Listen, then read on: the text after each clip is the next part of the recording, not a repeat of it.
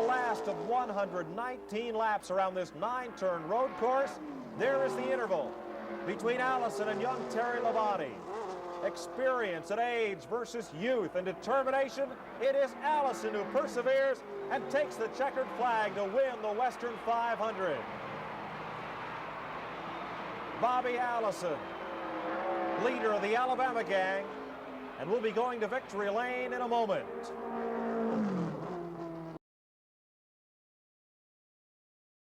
One of the most likable people in motorsports hangs on the rear bumper. They go to turn 3. Vinny couldn't make his move down the backstretch. I would have thought he'd made it there. Waltrip getting very high in 3 and 4. He's above that last white line. You don't like the white. All the cars have been running up there. All of them. Back they come. I don't think Vinny can do it. Waltrip's going to win it. Waltrip wins. Checkered flag is down, and the winner of the clash, taking the checkered flag, Darrell Waltrip, is the third different man to pull it off. Darrell Waltrip has done it. He has won in about 15 minutes. Better than $50,000. We'll have the totals in a moment and an interview with the winner. The screw a little tighter on that lead machine. Number 21 Bonnet closes on Bobby Allison in turn 4. Trouble in the back straightaway. Car upside down, sliding way down the back straightaway. One machine getting upside down and sliding. Connie Saylor in car number 4 has gone upside down. The Johnson City, Tennessee campaigner in an Oldsmobile has slid almost 2,000 feet after getting in trouble in turn number 2.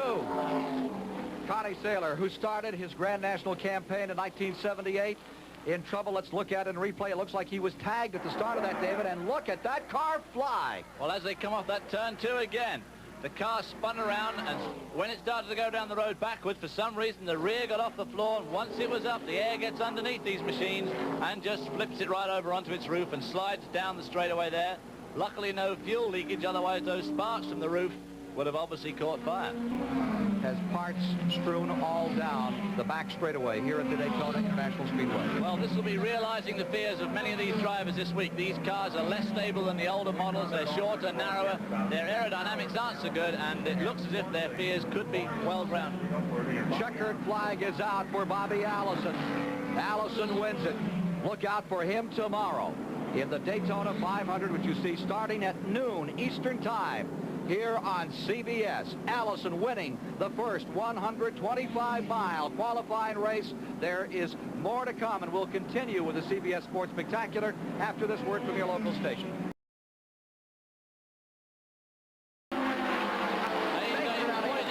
A.J. Foyt and Terry Labonte, the Texans, side by side as they go down that back straight. And look at that, Labonte sliding up into 4th spot. Is in position. Here they come for the finish. Petty on the high side. Penny Parsons is out in front. This is it. Racing from the world center of speed down the line, throwing a block is Parsons. He tries to hold off Baker. They're coming across. Waltrip does it on the inside. Waltrip went down to the grass, right down to the apron, and made a move to take it all. Didn't mean anything, which is exactly what he told David and I this morning. Waltrip looked like he got a little serious at the finish table. Waltrip really stuck his neck out there. He got his inside wheels on the flat apron of this track, and he's got 2 wheels on the bank and 2 on the apron, and that really unsettles these cars.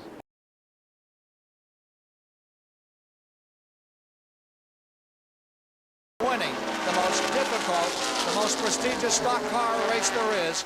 For the 7th time, Bobby Allison, no-win situation. The sort of strategy he pulled here is like sinking at about a 90-foot putt to win the U.S. Open by 1 hole. Out of turn number 4, Richard Petty holding on to that lead like a hammerhead shark. Here he comes, coming down, seeking out. And is he slowing down? Is he running out of fuel? He's coming across the line slowly, but he takes the checkered flag. And a car is in the wall. Stan Barrett has crashed just at the finish. Number 22, Barrett, has walled his automobile. Richard Petty has won it right at the finish, Dan Barrett has crashed car number 22.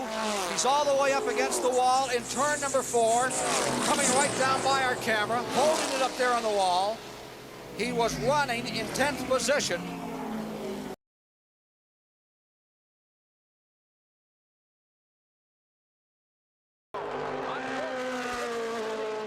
Stop for fuel in the late stages of the race, giving the lead to Darrell Waltrip. And Waltrip now is about to win. There is Richard Petty, who is running in 3rd position.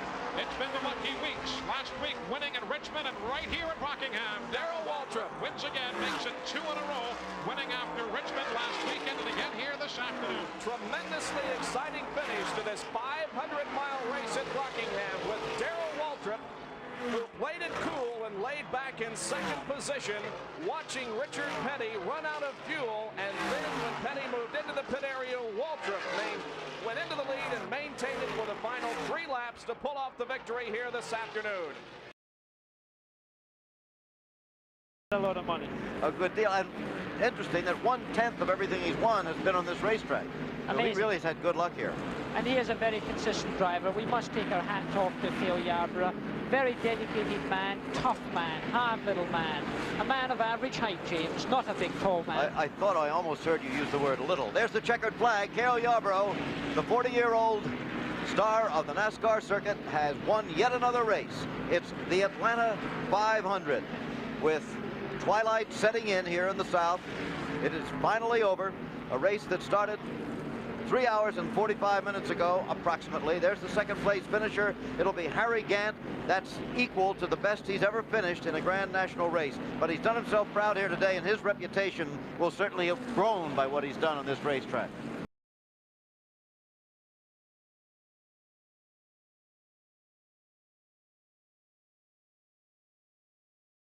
Gant's going to make his move. He's running out of time.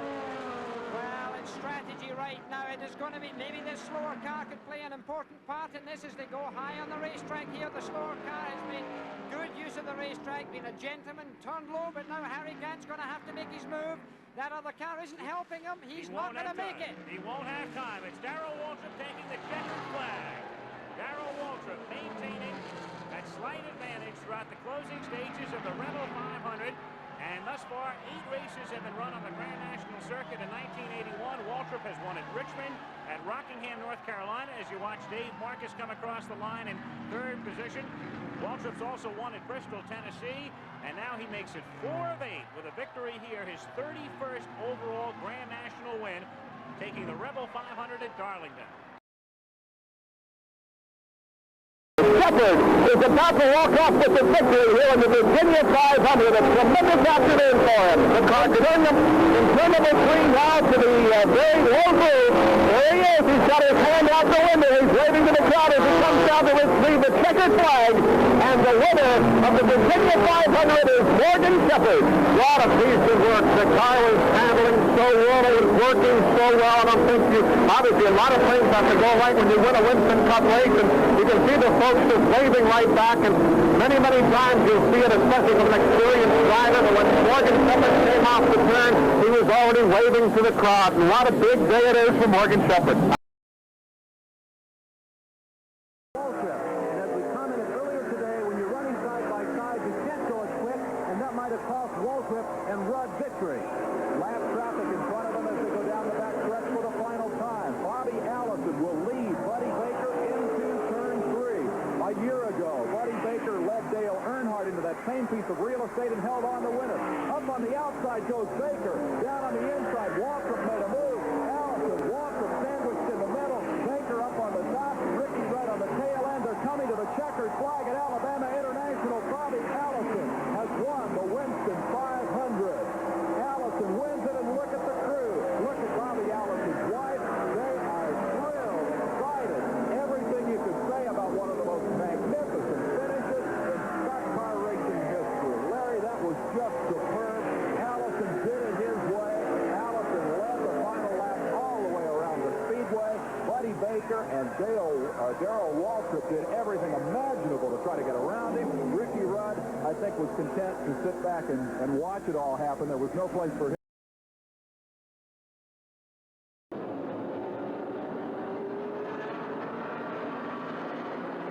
Parsons, with some help from Terry Labonte and car number 44, fought off hard-charging Bobby Allison and Darrell Waltrip to capture his first victory of the 1981 season. And doesn't want to do anything that might jeopardize that win. Down the backstretch. Now headed for turn number 3, keeping the car in the middle of the racetrack. There's no traffic around him. Here he comes, off of the 4th turn, onto the main straightaway. The crowd applauds, and Jody Ridley wins the Mason-Dixon 500 at Dover, Delaware. Jody Ridley is the winner. Look at this crew down in front of us. They are going bananas, and so are several people in the grandstand. There's the crew hugging each other, congratulating each other.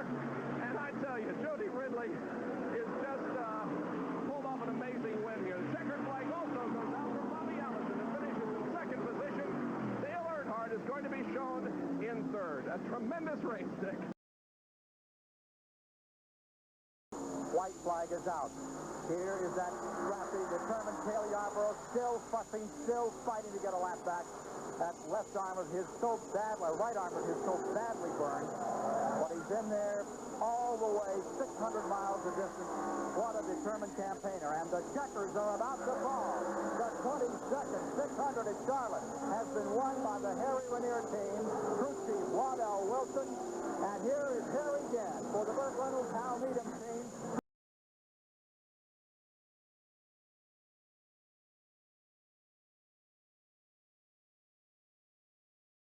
And they raced on.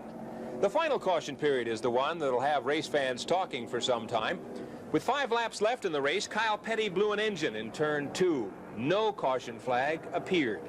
As the hard-charging leaders entered the turn 20 seconds later, 2nd place running Buddy Baker in car number 1 was the first to hit the oil and lose control. While Baker was spinning in turn 2, leader Darrell Waltrip in car 11 and 3rd place Dale Earnhardt in car 2 were doing pirouettes down the backstretch.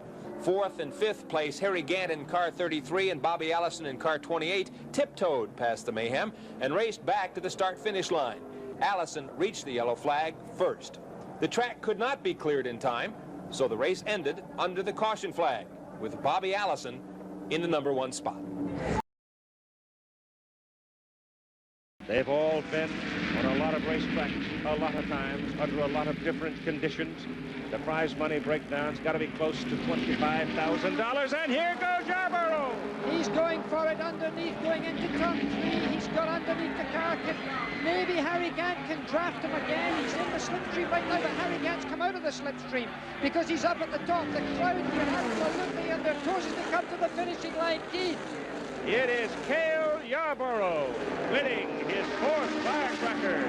The 6th victory for him on the Daytona International Speedway. So it was in Cale Yarborough's mind where to make his move, and he made it going into turn number 3, and he did it just as slick as you can do it.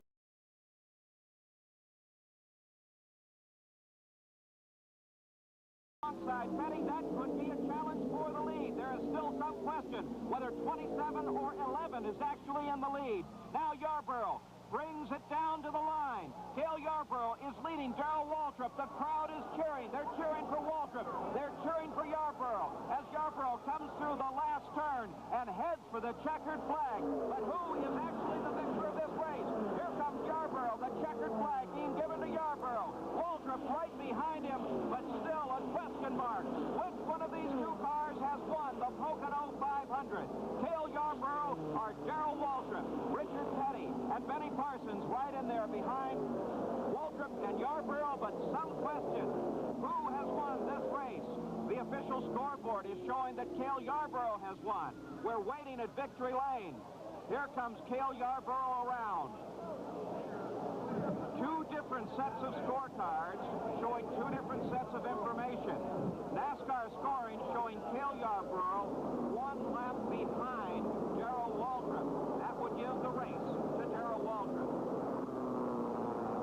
But this race is still not over. As Cale Yarborough drives down toward Victory Circle, Darrell Waltrip has been pulled up and stopped before Victory Circle. Now the officials try to stop Yarborough, but he pulls on in. And there is still confusion about who was leading this race at the checkered flag. Yarborough is actually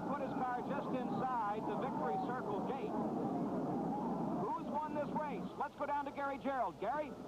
Daryl, what's your position right now? Well, I know what happened.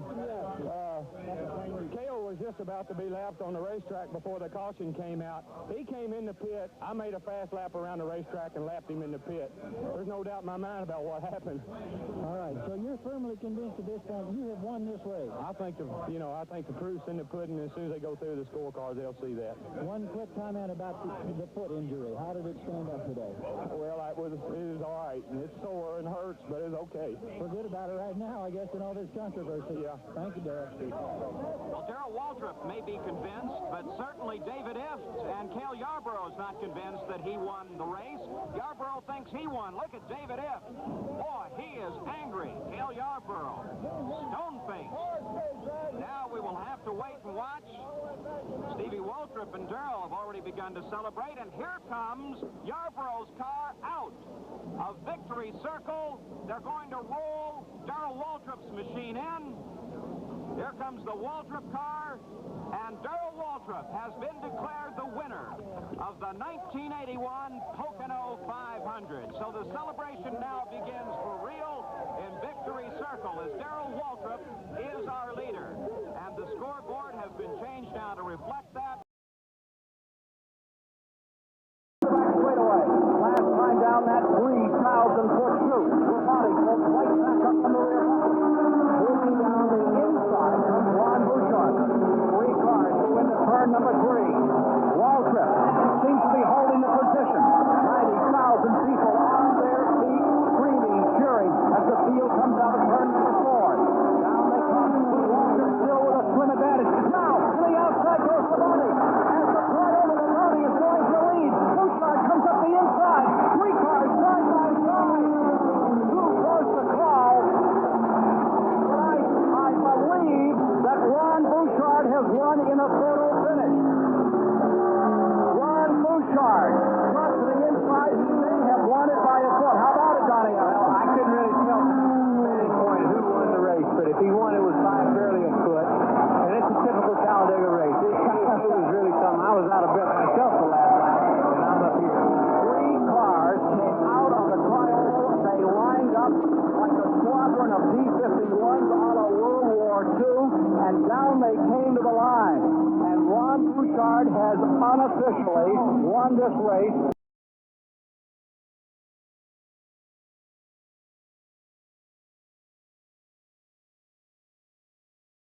Room for 2 cars side by side going into turn 3 if you're really racing. He's not going to do it. I don't think he's going to do it.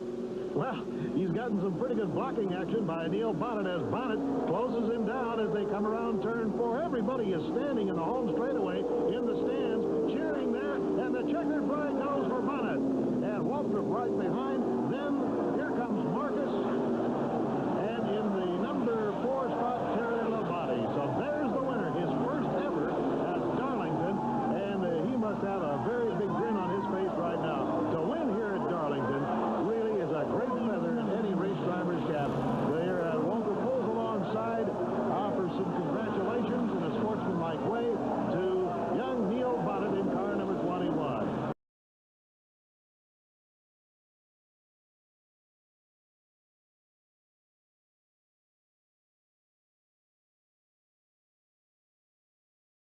Towards the end of the race, Bobby Allison lost his brakes. Darrell Waltrip, with a superior car, walked away from Allison and the rest of the pack. He took the checkered flag a full lap ahead of his nearest competition. Miles for Darrell Waltrip, but Ricky Rudd at number 88, now leading Bobby Allison. This is the position that Allison certainly wants. He wants to sit in 3rd place so he can try and slingshot for the finish. Here's Darrell Waltrip. 2 turns to go. Now cruising through the 4th turn and points for the main straightaway. The battle continues for 2nd. Darrell Waltrip heads for the checkered flag. And Darrell Waltrip wins the Charlotte 500. Now watching for that battle for 2nd place. That's Waltrip and his team already beginning to celebrate. Watching now for 2nd though. 2nd place is the story. Bobby Allison alongside Ricky Rudd. Allison pours on the power. It's the last turn, the last chance for Allison. Allison Allison ahead by a bumper. As Rudd drops behind, tries to pick up the draft, tries it down low. Rudd drops the wheel off, but it's Allison that finishes in second. Ricky Rudd comes home in third place.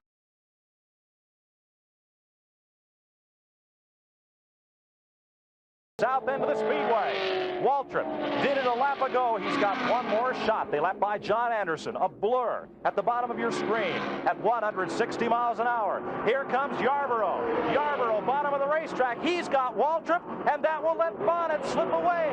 It'll be Bonnet out of turn 4 all the way to the checkered flag. Waltrip is second by inches over Cale Yarborough. And the Ford of the Wood Brothers of Patrick County, Virginia, comes to victory lane, and standing in the Wood Brothers pit, race Grand Marshal Edsel Ford II, and what a happy man he must be.